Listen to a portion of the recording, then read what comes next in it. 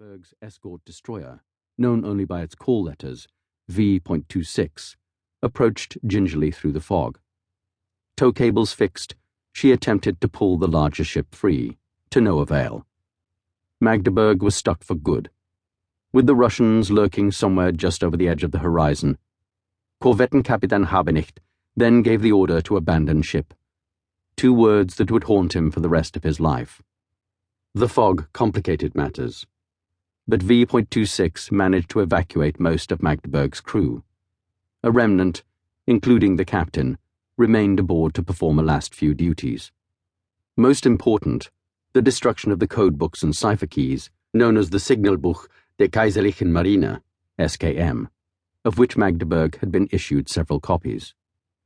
These critical documents allowed the Germans, heavily reliant on radio communication, to talk to one another without the enemy being able to eavesdrop. Signal books destroyed, the unfortunate cruiser would be scuttled by charges set in the forward magazine. This sort of operation, fog-bound, at night, in choppy seas, beneath a rocky cliff, dangerous at best, was doubly dangerous in wartime. A sailor fell into the cold waters of the Baltic and drowned as the scuttling charges were hastily set. Several more died a few minutes later when they detonated prematurely. At last, the fog lifted, and the morning sun lit the scene of Korvettenkapitän Habenicht's nightmare. There, between the bright Estonian coast, 7 miles off, and Odensholm's stony cliff, stood Bogatyr and Pallada. The Russian ships began firing immediately, their big guns booming across the Gulf.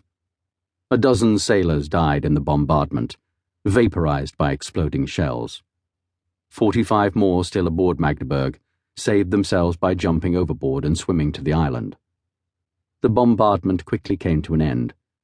Magdeburg, unable to offer any resistance, was a dead ship.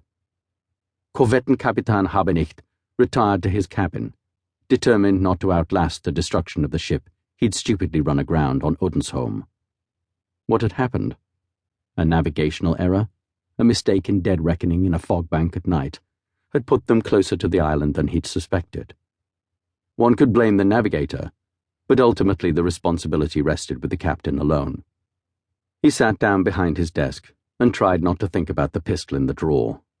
An hour later, a Russian naval officer of English extraction, Lieutenant M. Hamilton, found Korvettenkapitän Habenicht still sitting there, head in his hands. The captain looked up, all fight gone from his pale blue eyes, as Hamilton entered the cabin. The Russian gestured out the porthole to his torpedo boat, the Bukharov, just come alongside. He tried Russian, French, and English, but Korvettenkapitän Habenicht didn't understand these languages. Then, in halting German, Hamilton managed, "Wollen Sie nach Torpedo gehen?"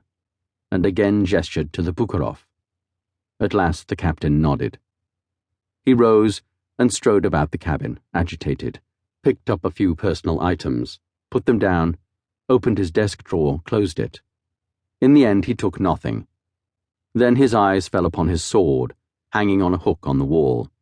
He took it down and offered it to Lieutenant Hamilton, who refused politely and handed it back.